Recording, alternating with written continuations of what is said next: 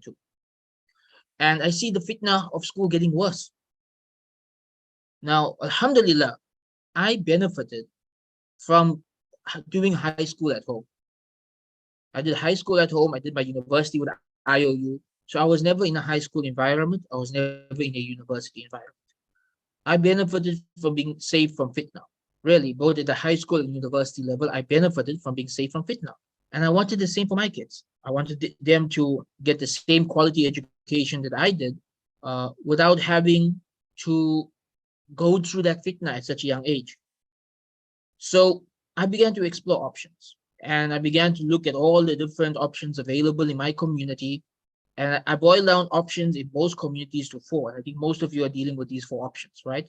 Public schools, private schools, private Islamic schools, or homeschool. Those are the four options that most of us have. Some may have more, some may have less. But I think in most communities, these are our four options.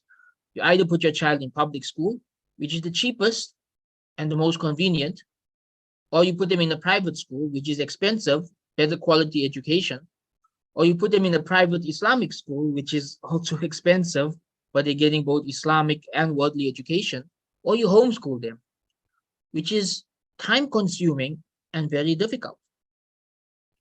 And after dealing with many families and who went through all these different routes and listening to the experience, so I actually sat with a variety of families and learned from the experiences, we came to the conclusion that out of these four options, homeschooling is the best. And if you can't homeschool, then Islamic school. And if you can't Islamic school, then private school.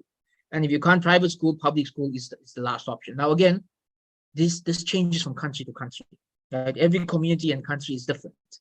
So in the West, this is the order that I would put it at. If you're living in a Muslim country, it may be very different. Inshallah, maybe if you're living in a good country, a good Muslim country, the public schools may be, good enough. But I'm talking about the experience of someone living in a non-Muslim country as a minority. The conclusion I came to is that out of these four options, homeschooling is the hardest, but it's the one that produces the best results. And the way I came to this conclusion was that I spoke to many families that had homeschooled their kids. And I met with the kids as well. And I was amazed by the kind of people these children were growing into. That these were teenagers who had good akhlaq, good adab, strong aqidah. They had goals, they had a vision. They were very well adjusted, didn't have bad habits of any sort.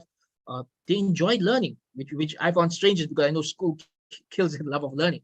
So I decided to give it a try. And 9.5 years ago, I started homeschooling my eldest son, who will be in grade 10 soon. And alhamdulillah, we've been homeschooling since then. I have 4 kids, we homeschool all of them. And I can say now, a decade later, that for me personally, this has been the best decision of my life. But it's also been the most difficult thing I've ever done. That homeschooling is harder than working a job. It's harder than anything else because you are parenting 24/7. You have to be a parent at certain hours of the day and an educator at other times of the day, and even the principal at other times of the day. So this is my journey. This is how I got into homeschooling. And what I want to share with you today is what is homeschooling, what are some of the methods of homeschooling, why you should consider homeschooling, and then just a few tips on how to make it work. So what is homeschooling? Homeschooling simply means that your child receives the education outside of the school system, right? So this includes a variety of methodologies. The most common form of homeschooling is where the parents teach their children the school curriculum at home. So whatever the schools are teaching, the parents teach it to the kids at home. But this is not the only method, right? I mentioned when I was younger, I did correspondence schooling, which is through the post. This still exists. My older kids are doing online school, right? Where they're studying at home from their laptops to an online school, like how you all are studying to an online university. It's also a type of homeschooling. You get more radical forms of homeschooling, like unschooling. So unschooling is where you leave the child's education entirely to them. That when they need to learn something, they learn it, right? It's a more radical form, but surprisingly, it works quite well for some families. You have other types like global schooling, where the family decides to travel for 2 or 3 years and learn about the world together. So there's no class, there's no curriculums. You're just traveling the world and learning about the history and culture and language of each civilization that you visit. Uh, and there are many, many other ways. So what homeschooling does is it broadens your understanding of what education can be and of what children are capable of learning. And this is something that is missing in the school system today. So I used to be a school teacher when I was in my early 20s. And my experience as a school teacher really crushed my spirit in the education system as a whole. And that's one of the reasons I chose to homeschool. Because there are certain things about the school system today that just don't work. It just doesn't work. I'm talking both from an Islamic perspective and a worldly perspective. So what do I mean by a worldly perspective? Well, the system we use in school today is outdated. It's an outdated model of teaching and learning. This system of education was invented 200 years ago, and it hasn't changed a lot in those 200 years, where we have this factory-style buildings with a bell and with people lined up according to their age groups, where people are all expected to study the same thing, regardless of the level of intelligence or how mature they are for their age or what their interests are or what their style of learning is. All expected to study the same things, where kids are forced into this building with sometimes with bizarre rules to study, topics that may not benefit them for 13 years. 13 years is a long time. So some of the things I find wrong with school today is that the system itself is outdated. Number two, it's too long. You really don't need 13 years to get a basic education. Really, you don't. With the internet, with YouTube, with the availability of ebooks, with all of this, nobody needs 13 years to get a basic education. Think about it, right? If you've been to school, how much of those 13 years of education actually benefited you? I would say for the average person, it's 4 or 5 years. 4 or 5 years. Another problem that came from school being 13 years long is extending childhood. So biologically, psychologically, and Islamically, childhood ends upon puberty. And when somebody hits puberty, they are a young adult. And historically, when somebody would hit puberty, they would start working, they would get a job or start a career, they would go out in military campaigns, they would get married, they would start life. But to make school last a few years longer, people came up with this idea that, oh, childhood only ends when you're 18. Right? Very arbitrary number, 18. Some countries say 16, some say 21. Right now we have people who are 25 and they're saying, I'm still a child. When does it end? Islamically, it ends when you hit puberty. And I believe the school system should have been redesigned so that when somebody hits puberty, they can start life as an adult. That extending childhood has damaged an entire generation. That we see today, this concept of the man-child phenomenon. This never existed in history, where we have thousands of young men in their 20s and 30s who are overgrown children. The school system is partly to blame for that. So it's bad parenting, but the school system does play a role in blame for that. Islamically, some of the problems with the school system is that the non-Muslim schools have become more lands of propaganda than education. So maybe 40 or 50 years ago, the schools would focus on mathematics and English and science. But now we know from a very young age that they are pushing the alphabet people's propaganda, calling for homosexuality and lesbianism and pornography and masturbation. And do you really want your child exposed to this filth at a young age? Think about it as a parent. Do you really want to expose your child to such filthy ideologies before they've even formed the ability to think for themselves? Now, that's the age where a child is a sponge. They are soaking in what their teachers teach them. And your job as a Muslim parent is to make sure at that age the right things are being put in their mind. So just take them and dump them in a non-Muslim environment where all of this filth is being pumped into their brains. This is bad parenting. If you didn't have a choice, it's bad parenting. If you had a choice, if you didn't have a choice, then May Allah help you out and find a way out from there. But really, we should not and cannot neglect our child's need to have an Islamic education first. The second problem Islamically with the school systems today is that for many of us, it has become outsourcing parenting. Right? Many parents today don't teach their children anything at all. I've had school teachers complain to me that children come to school, they don't even know how to put their own pants on. They don't even know how to make istinja. They don't even know basic manners. Their parents taught them nothing. They expect the schools to teach them everything. This is lazy parenting. The parent is the first teacher, especially the mother is the first teacher. It is the parent's job to educate their children. What education they get from other people is secondary. So we've gone backwards Islamically, you're supposed to be studying with your parents first. And then when you are older, you go and study with mentors and apprentices and asatiza and shuyukh. That's the Islamic way. The modern system is the parents play no role in teaching, and they outsource everything to the kuffar. Huge, huge problem. You are doing a great disservice to a child if you do that.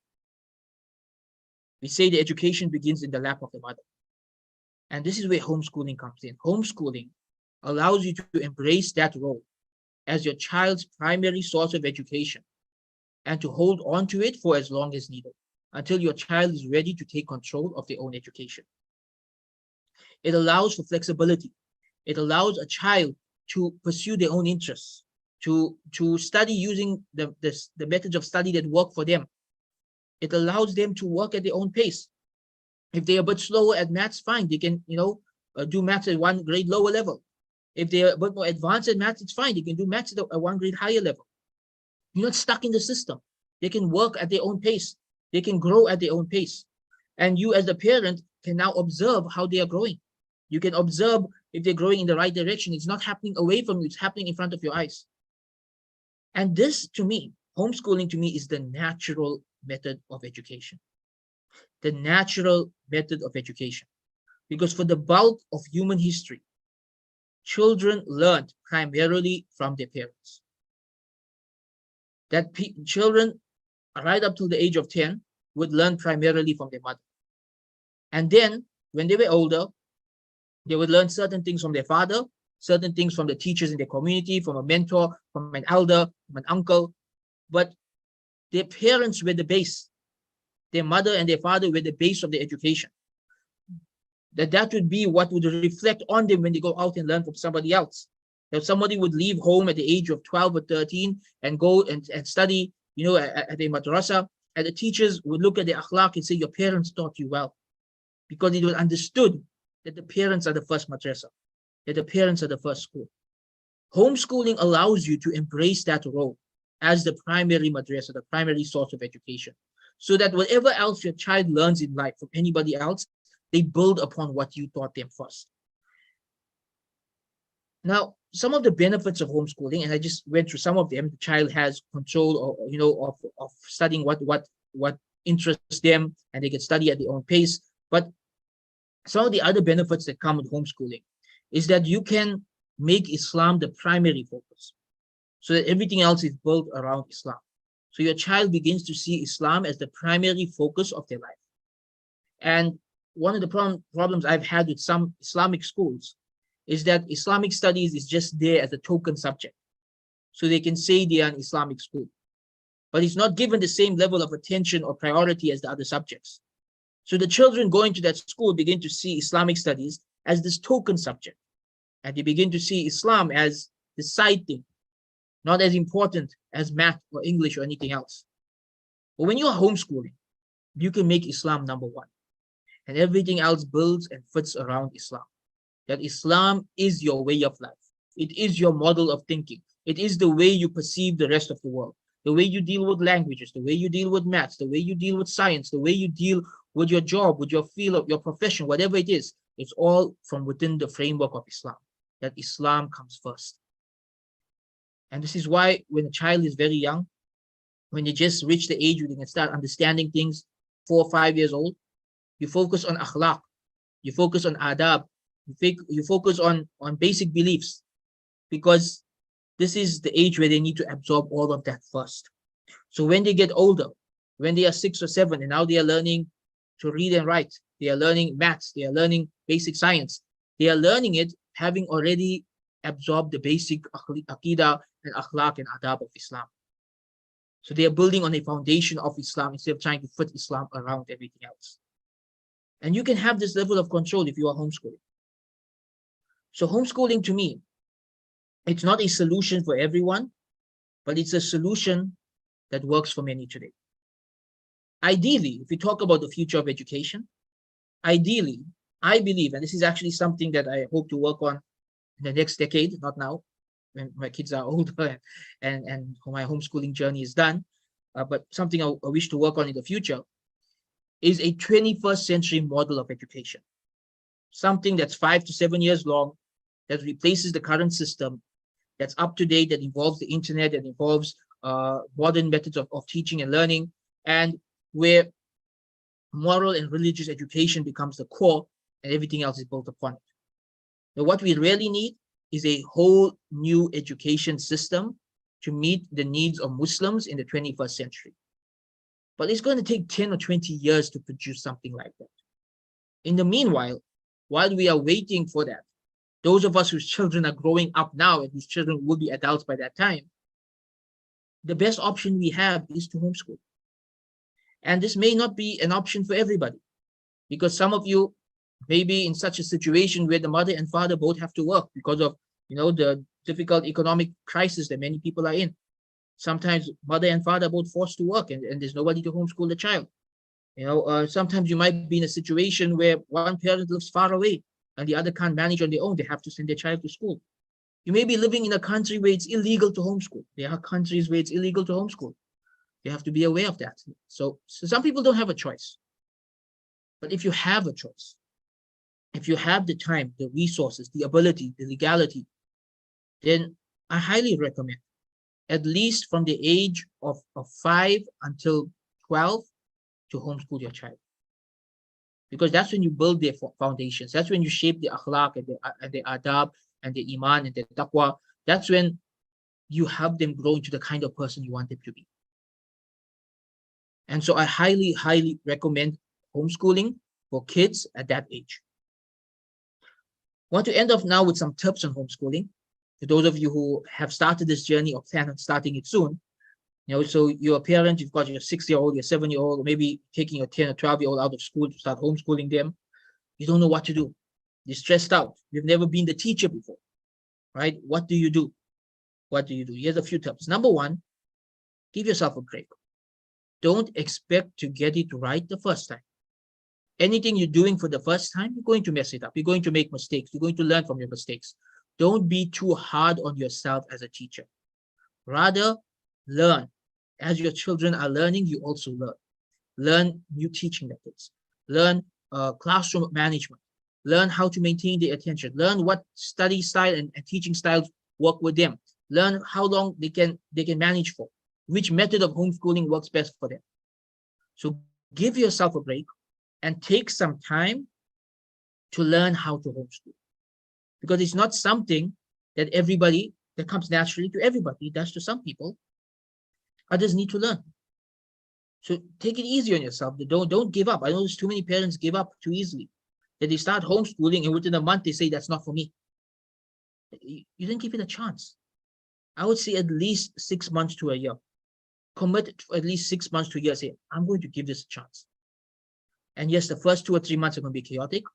I'm going to give it a proper chance, 6 months to a year. And if it's still not working out by the end of the year, I'm putting it back in school, right? But at least give it a proper chance. During that year, some of the things you want to do during that year to ensure that you are doing the best job possible is you should try different methods of education. So don't limit yourself to the school system, that you just take the school system and mimic it at home. That doesn't work for everyone. And if you feel the school system is outdated and wasting time, then just doing what they do, what's the point of it, right? Except maybe for keeping them away from the filthy environments that some schools are. You want to try different methods. You want to see which system of homeschooling works best for your family. So you may try schooling at home. You may try something a bit a bit more unstructured, like unschooling. You may try online schooling. You may try educating them through YouTube videos or through games. Try different things, because every child is different. Every family is different. And this is another reason why I believe homeschooling works better, is because every child is different. And homeschooling allows you to cater to the needs and the style of your child, that they learn in a way that works best for them. So if one of your children is a reader, they love to read books, you can just buy them a library of all the books, of all the topics you want them to learn. And they will consume those books on their own, and they will learn all those topics on their own. If one of your kids love YouTube videos, you just make a playlist of all the videos you want them to watch on the topics you want them to know, and they will learn all that knowledge through watching those YouTube videos, right? If one of your children learns best to doing things, you put together a list of projects, right? We're going to build this, we're going to try that, we're going to bake this, we're going to cook this, and you do it with them, and they learn the skills on the go. The point is, you can shape it around their learning style. So you need to do experiments to figure out what works for them. You have to do experiments to figure out which learning style works for your child, which learning style and which teaching style works best for them. Another thing you need to do to make it work out for yourself is to get in contact with other homeschoolers. It's very important to have support. And you can't do this on your own. It's very, very hard. So to have mentors or friends or teachers who can advise you, who can encourage you, who can give you tips, this is very important. So I highly advise forming a homeschooling community. If you can't do it locally, do it online. But have people in your life that you can reach out to for advice. Finally, the final point I'll mention, and to close off on this point, is reassess every year whether it's the best thing for you, because times change and things change, and your children change, your situation changes. So perhaps you were living in a non-Muslim land, so you chose to homeschool. But during the year, you're migrated, inshallah, to a Muslim land. And now you're happy with the schools and the quality of the schools and the environment of the schools. So now you can reassess and say, you know what, let's start sending our children to school. Or maybe the opposite happened. Maybe you decided, we're living in a good Muslim country, so I'm sending my son to school. But within the year, you're not happy with the curriculum or the way it's taught, or your child is losing their love of learning, or they're getting caught up in bad company. So you reassess and you choose to start homeschooling. The point is, you don't have to commit to this decision for life. That if you choose to send your child to school, you can undo that decision, right? You can decide later in life, hold on, this is not working, let's try homeschool. Likewise, if you committed to homeschooling and maybe your life situation has changed, the quality of school has changed, or new schools have come up with new methods of teaching and you want to try it, you can change your decision. Many people think that once you make this decision, you're stuck with it for life. No, it's not like that. It's a lot of freedom, a lot of flexibility. Up to you every year to assess what is best for your family and your children. So my advice to parents, to close off, is to think long-term. Think long-term. Understand that your children are an amana from Allah, and they are not going to be with you for very long. You will be surprised how quickly children grow up. I feel like I just became a parent a few years ago. My eldest is already 15. It's already a young man. Now, that quickly. Children grow up very quickly. That period of time, that 15 years or 12 years of education, it will pass you by quickly. You don't want to just go with the flow. You don't want to just do what everybody else is doing. You have to have a vision. You have to think long term, that my son, my daughter, what kind of person do I want them to grow up to be? The aqidah, the akhlaq, their manners, their understanding of the religion, their work ethic, their love of learning. How do I nurture all of this? What's the best way to do that? And what you might find, what I found, is that homeschooling is the best way to do it. If you do come to that conclusion, now you commit. You say, this is our vision. This is what we want to achieve at the end of this journey once our child is grown up. This is the best way to get there. We are going to do it, even though it is hard. We're going to do it, even though it is time consuming. We are going to do it, even though, it means the next 12 years of our life we are going to make a lot of sacrifices so that our child gets the best education. At the end of the day, it is a long-term investment into your child's future. Children who are homeschooled, in general, grow up to be children who love learning more. They have a stronger love of learning. They grow up to be more independent learners, so they are able to teach themselves and study things on their own without somebody forcing them to do so. They grow up to being more well-adjusted with better character and manners, and they end up maturing faster. So you will find the average homeschool child by the age of 13 or 14, they are a young adult the way they think. They're not thinking like children anymore. They're thinking like young adults. You will find that homeschool children, when homeschooled Islamically, in general, it helps them to have stronger iman, stronger taqwa, and a better sense of the ummah, that they are part of an ummah. So homeschooling to me is the best way forward. And these are just some of my thoughts on the topic. The future of education, is something that we need to think about together. We have to come up with new education models that work. In the meanwhile, homeschooling is the best option that we have. We ask Allah for guidance. We ask Allah to allow us to fulfill this amana of parenting. And we ask Allah to make the next generation of Muslim righteous leaders. Subhana rabbika rabbil izzati amma yasifun. Wa salamun ala mursaleen. Walhamdulillahi rabbil alamin.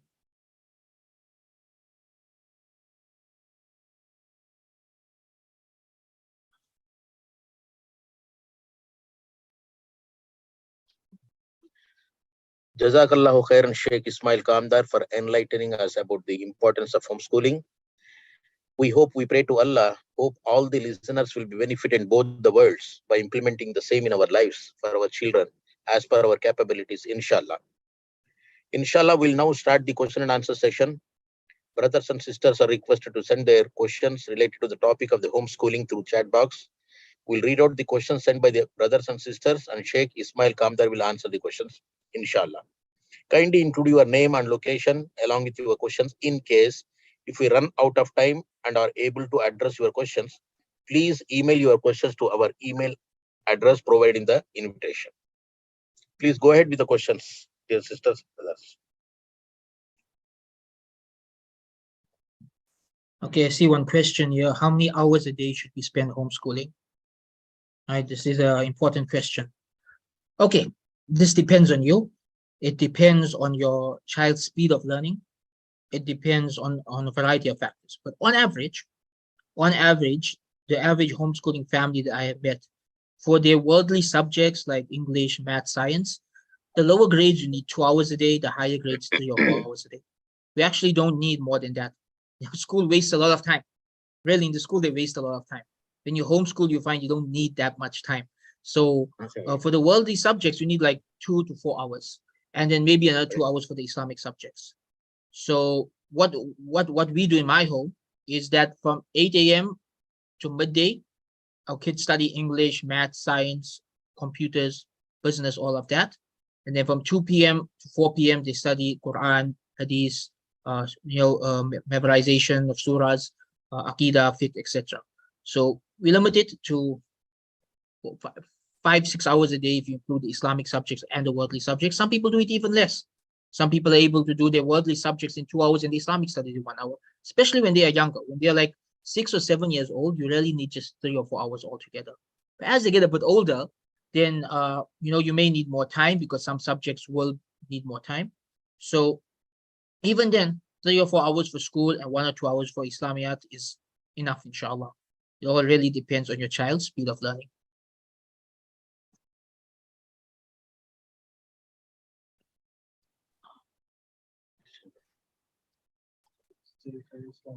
There is a question, Sheikh Ismail Kamdar. Are there any Islamic online schools currently available? It depends on which country you are living in, right? So my kids are studying to an online school. It's an Islamic one based in South Africa. I don't know which country it's available in, but these are popping up more and more, especially because of the pandemic. A lot of online Islamic schools did open up in many different countries. So the problem is most of them are localized. They are focused on the curriculum of the country that they are based in. So I don't know which country the question is coming from. You'll have to look locally and see that any of your schools, launch maybe an online version of their school during the pandemic, uh, because it's highly likely that's still running, and that has become an online school of its own. So yeah, there are some, but it's a new thing. It's an emerging field. Like online schools are an emerging field, and perhaps in the next 5 years there'll be more. Okay, do we have any other questions? Yeah, there is one more question. I have children of different age groups, and it is difficult for us to teach them individually. Any advice? Okay, so this is where time management comes in, right? Uh, Highly recommend, if you're going to homeschool, study time management, because that's going to help you develop the skill set that you need to juggle these various subjects at different grade levels. So what works for me is having set times for each child. So this is what I would do, right? The eldest, I would sit with them in the morning, give them the maths work, teach them, the latest math concept, 5 or 10 minutes until they understand it. Give them 30 minutes of busy work so they can practice and see if they understood the concept. While they are sitting and doing that work, teach the next child, give them their work, and do that. So by the time you're done teaching each child, the first child comes to you to say their math is done. So now you teach that child English, and you give him the English work for the day. So this way you divide it, and what you'll find is not every subject you have to divide, because one of the problems with school is they assume that children learn based on age, but they don't. Like adults, they can learn in groups. So yeah, for English or maths, you may have to work based on their grade, but for other subjects, you can still teach them collectively. You can still put your kids together and teach them stories of the prophets. You can put them together and teach them akhlaq and adab and purification of the soul and basic aqidah. Yeah, the older kids may have deeper questions, the younger kids may have more basic questions, but they can still learn this together. And it helps to build muhabba, it helps to build brotherly love between the siblings when they're actually studying something together. And it helps the younger ones to grow faster because they're listening to the questions of the older ones, and they want to be like the elder brother, so they mature faster and they develop their vocab faster. So again, it depends on the subject. Certain subjects you can teach them as a group. Other subjects you just need a time management system that works for you, right? Where you teach each child for 10 minutes each and then give them some work to do on their own while you're teaching the next child. That's what worked for me, and inshallah, maybe it will work for you too. So there's one more question, Sheikh. Kindly share an Islamic curriculum or Islamic academic program for children ages 4 and above. So there is no set curriculum that I can think of. One of the problems we have right now is that this is all an emerging field. So there's no one curriculum that I would recommend. I myself have pulled from everywhere. Like I don't have a set curriculum for my kids. I'll literally grab books that benefited me and teach those books to my kids. And that would be different books at different levels. Having said that, the age 4, I really don't see age 4 as an age for dedicated education like this, right? Homeschooling. My philosophy of education is that right until the age of 5, children learn through play. They learn from playing. So at that age, you don't sit with them and teach them reading, writing, math. I feel this is unnatural. You let them play. You surround them with resources that are educational, games that they can learn to read and write from, Islamic videos that they can pick up the surahs and du'as from, things that are play focused, but through play they are learning their surahs, their du'as, reading, writing, numbers. They're learning it in a fun way. That's what's more natural at that age. So I only recommend doing formal education with your child when they are at the age where they feel ready, where they come to you and say, can you teach me? Which is either 5 or 6, latest 7, right? And this is why Rasulullah SAW told us, teach your child to pray when they are 7, because that's when they're ready. Until then, they learn through playing. They observe you, they mimic you, they copy you, but that's the age when they actually start to understand, okay, this is the rakat, this is the sunnah, and this is the mustahab. That's the only age when they can finally start understanding that. So general advice, don't try to start education too early. That's one of the problems with the modern system. They push education too early and they kill the childhood in the child. So the child who's at the age where they want to run and jump and play is forced to sit in a classroom and study, and they're not ready for that yet. Rather, let them run, let them jump, let them play, let them learn through exploring and having fun. And when they are 5 or 6 years old, Start for 1 or 2 hours a day, sit with them and teach them the basics. There is no set curriculum. This is something for now we have to wing it. If you want to teach them akhlaq, grab a book of Riyadh Salihin and just open to hadiths and narrate it to them and discuss it with them. If you want to teach them Aqidah, take there are actually books on Aqidah for small children that have been written recently. But again, there's no set curriculum, but there are books that you can find. But really, at this point in time, parents have to make their own curriculum, because nothing that I have found, let's put it this way, I have tried over a dozen Islamic curriculums through homeschooling. I'm not happy with any of them. That's why I wouldn't recommend any of them, right? We're still trying to figure it out. We're still trying to work it out. Maybe within the next 5 years, something will come about that I can recommend.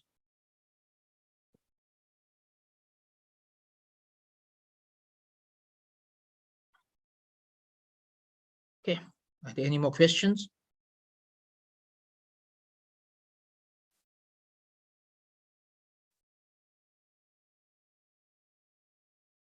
The question is, where can I look for more resources on homeschooling?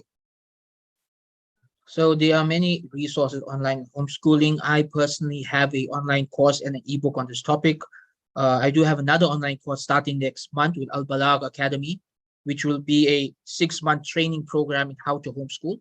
Right. So we have this online course. Myself and Sister Bella Khan from IOU are teaching it, where we will be teaching parents on how to homeschool your child. This is going to be a 6-month program every Saturday, starting in October. So that's probably going to be the best resources available on this topic. Allah knows best about other ones. There are some older ones, but I'm not too sure if they're still around. I remember Sister Zora Sarwari, who used to be involved with IU back in the day. She had produced some excellent books and videos on this topic. In fact, she was the one who convinced me to homeschool when I was younger. And there are websites and blogs, right? If you head out to Muslim blogs, you will find many Muslim mothers who are homeschooling and have blogs where they document their homeschooling journey and what's working for them. And, you can get ideas from them. I also have some blogs on IslamicSelfHelp.com. You go to my website, type in homeschooling in the search bar, you'll get my course, my ebook, and a variety of blog posts I've written on how to do this. And hopefully that will benefit you as well. But if you're looking for like a proper method of learning how to homeschool, the upcoming course Al Balagh Academy, inshallah, that would be one of the best resources that you can get hold of on this topic. Sheikh, there is one more question. Is there a forum or blog for Muslim homeschoolers to share their experiences and etc., questions and all? I don't know. There might be, but I don't know. Most homeschoolers I know, you see, the problem is that every 5 years it's a different generation of homeschoolers, right? So the folks who I learned to homeschool from, they've moved on to other things with their lives because their kids are all grown up now. And now I'm teaching this. In 6 or 7 years' time, I'm going to move on to other things and somebody else is going to be teaching this. Because you're only going to be homeschooling for like 12 years of your life. So I don't know if there's any community online for this. I have a feeling the younger generation probably have produced online forums. I'm just not aware of it, right? Because I started homeschooling 10 years ago. Maybe in the past 5 years, somebody set one up. I'm just not aware of it. So I think you should look online, research, speak to younger homeschoolers, those who just started in the past 2 or 3 years. And maybe there is some resource like this. It's just that I personally am not aware of it. There are 2 more questions, Sheikh. I hope Sure. they are relevant to your topic. One is, from what age we let our children do Hifz al-Quran? When they're ready, right? When they are ready. It's different for every child, but on average, the average person I know who became Hafiz, I'm not one myself, but those who I know who became Hafiz, they studied Hifz between the ages of 6 and 12. 6 and 12. That was considered like the time frame. If you don't complete your Hifz in that time, it gets very hard afterwards. So that's just from my personal experience that a lot of my friends are Hafiz.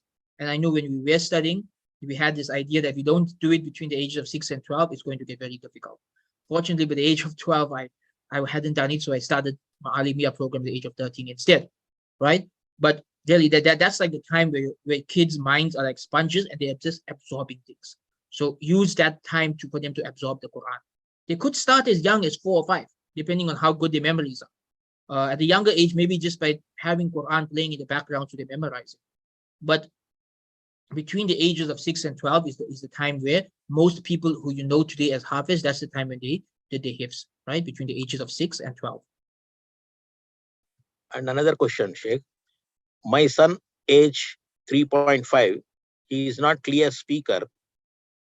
I want him to memorize Quran. How do I start with him? Advice I need. Okay, so I don't know if I'm the right person to advise on this, because you may want to see a speech therapist, or maybe just leave it for another year. Leave it for another year, because some children, I personally know people who only started speaking clearly when they were 4 or 5 years old. And now as adults, they are, alhamdulillah, amazing people. Some people, it just develops later. That's why I say leave it until your child is ready, right? So a 3.5-year-old doesn't need to be memorizing Quran. They're too young. They're way too young. Don't feel this pressure. I know a lot of people have this pressure that, I've got to start everything. So they have their 2-year-old who's like learning to read and write, and the 3-year-old who's memorizing Quran. No, relax. Like I said earlier, let them play until they are 4 or 5 years old. They're never going to get that part of their life back again. Just relax and let them enjoy that part of their life. When they are 4 or 5 years old, or even 6 years old, then you start formal education. But the 3.5-year-old should not be pressurized into memorizing Quran. They are way too young. At that age, they should be playing and enjoying life and learning naturally. Right? And if that means they learn some Quran from hearing it, alhamdulillah. But don't pressurize them to do hifz at that age. It's not natural to be studying formally at that age. And one question I have, Sheikh. We generally, parents, nowadays people have a mind set up. If a child or student goes to outside schooling, he'll become more tough and he'll be used to things because he's exposed to many friend circle, teachers and all those things. If it is homeschooling, he may not be. So this is my personal mind setup or whatever it is. What do you say about that? So I say that's a misconception. That's not related to homeschooling. That's related to parenting, right? So if parents are afraid of the world and they're keeping their child in the house all the time, cut off from the world, then yes, the child might grow up to be like that. But most homeschoolers are not like that. My kids go for teen halakas, they go out to fairs, they go for soccer training, they go for martial arts training, they're hanging out with the neighbors' children. They have social lives, right? Most homeschool kids do. Homeschool doesn't mean your child is locked up in your home 24/7 like going through a pandemic or lockdown. No. Homeschool simply means the primary education is done by the parents. But your child is still going to head out. They're still going to go for Islamic programs in the community. They're still going to attend halakat. They're still going to go for martial arts. They're still going to go for soccer, for football. They're still going to spend time with their neighbors, with their cousins, with other children in the community. They're still going to be involved with other people socially. They're still going to have their online friends as well. You're not cutting them off from the world. You're just training them better on how to handle it. Look at it this way. Putting a 6-year-old in a public school is sending somebody out into a monsoon without an umbrella. Really, they're not ready for all that bombardment of homosexuality and all that other filth at that age. But when you're homeschooling your child, you are building within them the character and the manners and the aqidah that they need to be a filter for the rest of the world. And then you relax a bit about the rest of the world. So your kids are at the neighbor's house, you relax. I taught my kids well. They're going to do what's right. Your kids are going out for the teen halakat, you relax, you leave them, you pick them up when they're done. You taught them what's right. So really, that's not a homeschooling issue.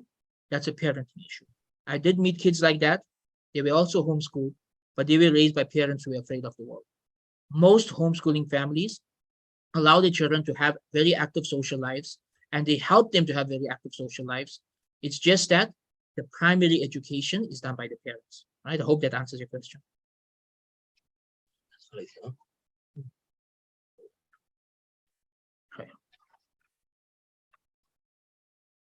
Okay, and unfortunately, I need to leave now. Now the question and answer session is over. Brothers and sisters, we now move on to the presentation of IOU and the various courses it